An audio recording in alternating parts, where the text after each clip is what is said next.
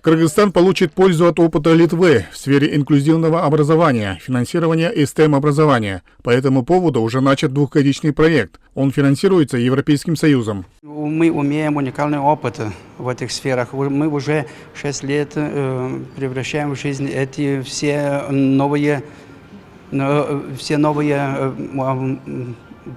способы обучения.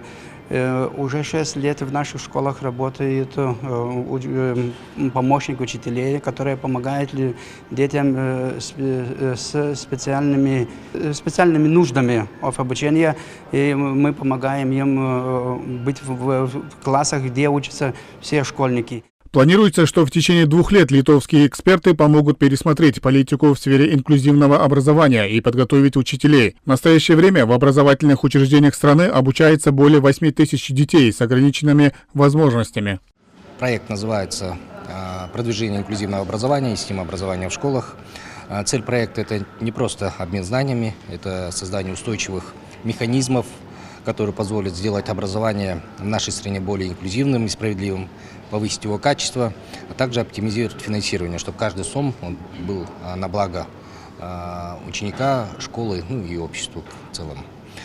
Цель проекта – это укрепить потенциал Министерства образования и науки Кыргызской Республики в продвижении инклюзивного, равного и качественного образования для всех обучающихся, независимо от пола, получается, инвалидности и места жительства.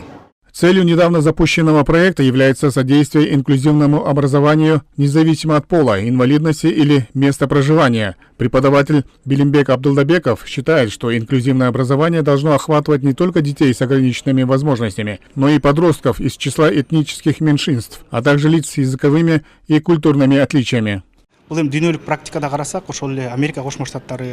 Если посмотреть на мировую практику, например, в США, Европе, Японии и Южной Корее, инклюзивное образование применяется не только в отношении детей с ограниченными возможностями, но и другим, здоровым детям. Я считаю, что инклюзивное образование – это содействие открытию потенциала детей с ОВЗ в получении знаний и дальнейшее его применение. Господину канцлеру Фарнхаммеру за стратегическое содействие и последовательную работу. В церемонии, посвященной запуску проекта содействия инклюзивному и STEM-образованию в школах, приняли участие представители Министерства образования, Европейского Союза, Литовской Республики, местных образовательных учреждений и организаций партнеров. Эрмек Куренкеев, Руслан Бароненко, ЛТР, Бишкек.